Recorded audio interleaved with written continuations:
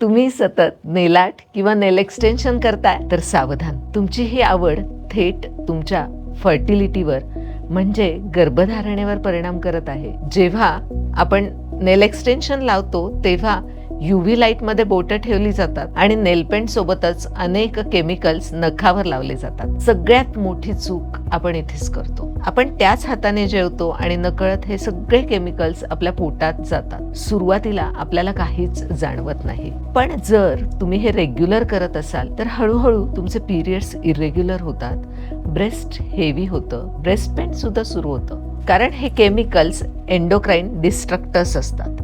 हे तुमच्या सिस्टीममधील एस्ट्रोजन आणि प्रोजेस्ट्रोजन या हॉर्मोन्सचं संतुलन पूर्णपणे बिघडवतात आणि फर्टिलिटी कमी करतात. म्हणूनच आमच्या इनफर्टिलिटी योग बॅचमध्ये आपण फक्त योगासनं घेत नाही, तर अशा छोट्या छोट्या वाटणाऱ्या पण महत्त्वाच्या लाईफस्टाईल चेंजेसवरती आपण एकत्रितपणे काम करतो. कारण आम्हाला माहिती आहे इनफर्टिलिटी हा तुमचा दोष नाहीये, ती फक्त तुमच्या आयुष्यातील एक फेज आहे.